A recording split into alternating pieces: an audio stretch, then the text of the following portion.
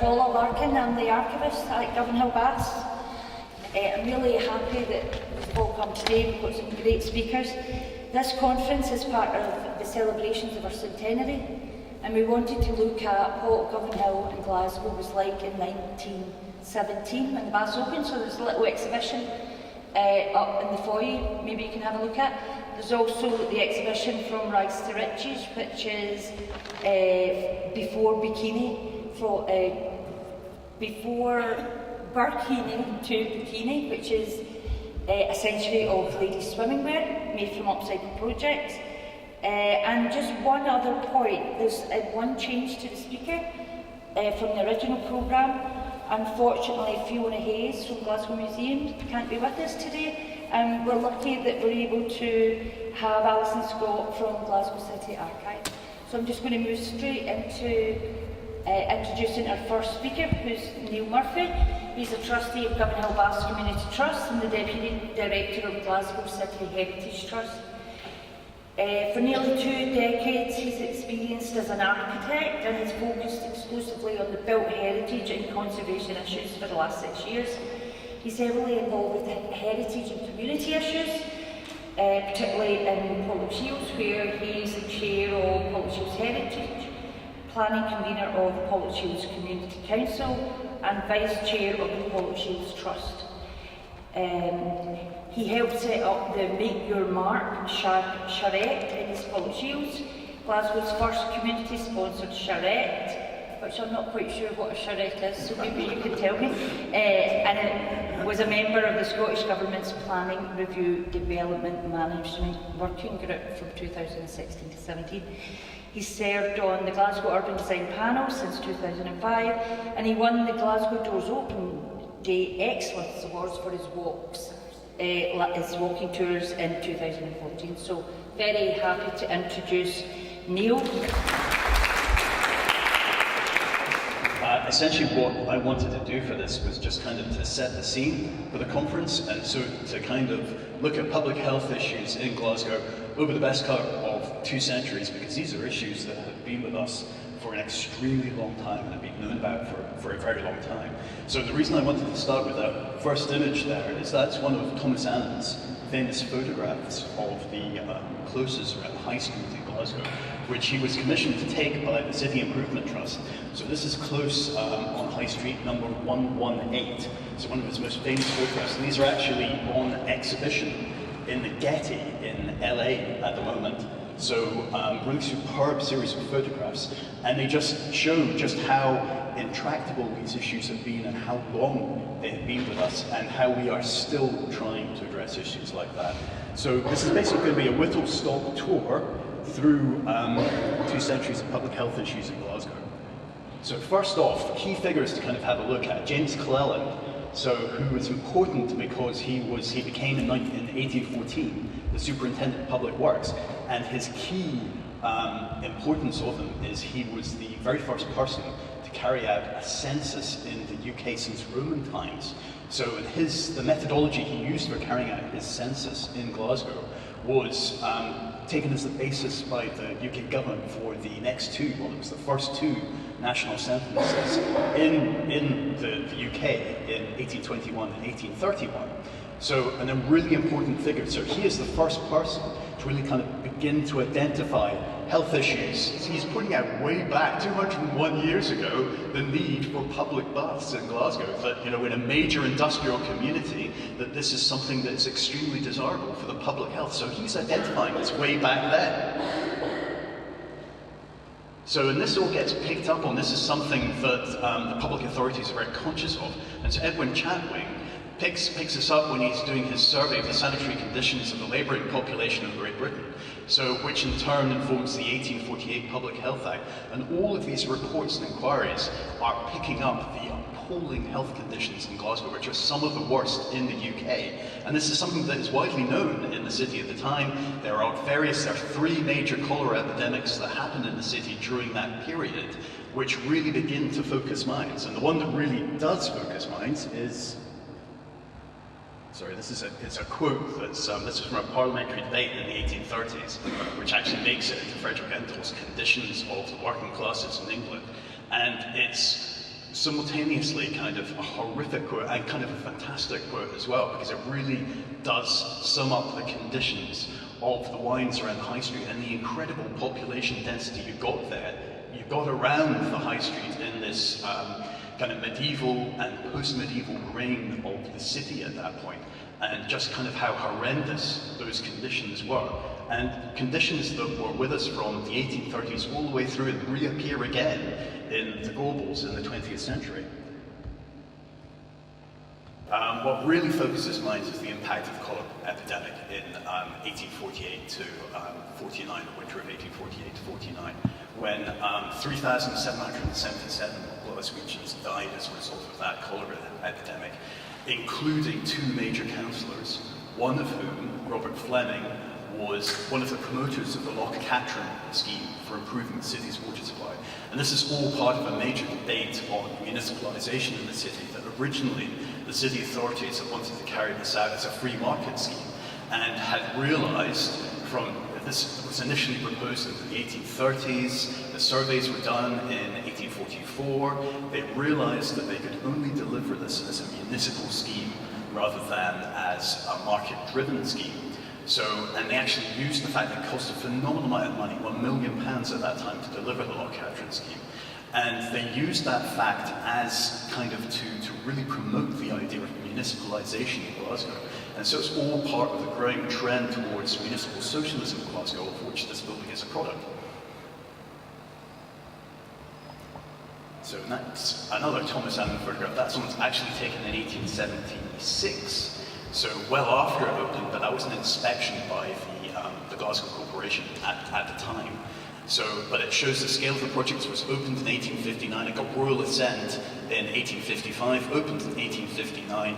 So it's the first of the kind of major efforts to tackle Glasgow's public health crisis. And the next major push in that is John Carrick.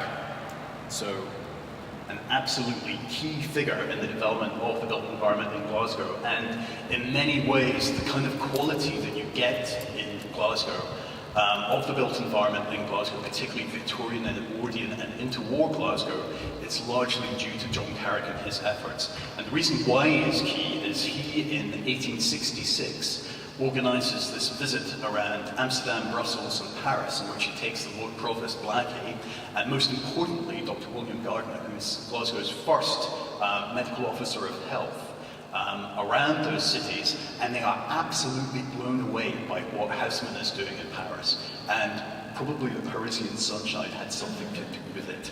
But hugely influential in Glasgow, decided that this was the way to tackle the issues within the heart of the city, writes the City Improvement, Glasgow City Improvement Act as part of that, which is what establishes the City Improvement Trust within the city.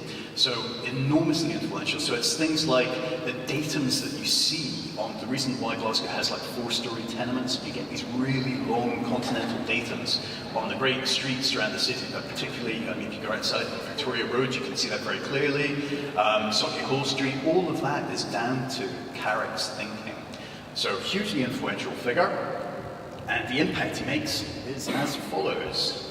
So this George Square in the 1830s. So George Square essentially then a private amenity, so a railed-off park that was only accessible to key holders. So it's a private amenity within the city, and Carrick, realising that in fact it was the City Council that had paid for those railings, decides in 1866, and it's his first act when he returns from Paris, that what he wants to do, having been inspired by Paris, is to introduce daylight and green space, because he comments at the time that there is no kind of green space for the actual citizens of Glasgow all the way between Tanhead and Paisley Road West that they can use. And so he wants to do something about that. And so what he does is he completely transforms George Square to this. So it opens up, rips down the railings, opens it up to the public as a proper public park within the city. It's actually modelled on Place de Vosges in Paris. It's a double Place de Vosges in Paris. So hugely influential. It's first major new public space within the city in decades since John Cleland opened up Glasgow Green to the public, as well as a formal public park in the 1820s. But to give you a real idea of the impact of the City Improvement Trust, that's the Ordnance Survey 25-inch map taken in 1852. So it shows the area around the High Street, the medieval wines and post-medieval streets, and very sadly, Glasgow University, the original Glasgow University, which was based on the High Street for the best part of 3 centuries, and also the enormous College Green behind it, which is where Glasgow's Highland Games used to take place. So, in many ways, a good facility for the people of Glasgow that was mainly accessible to people from the college, and this is what happened 4 decades later. New roads thrust through the whole city. It's quite interesting because the city in many ways gets simplified. All of those really intricate medieval wines disappear, and you get this much more robust city that's entirely rebuilt, in key spaces that we assume are incredibly historic, like the Tron Gate, completely transformed and widened and opened out, light and air brought into the city.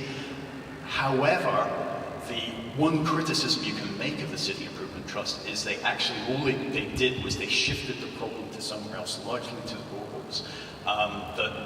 The same numbers of people could not move back into these areas. Many of the new buildings erected were geared towards garment manufacture, with only a handful of new tenements built.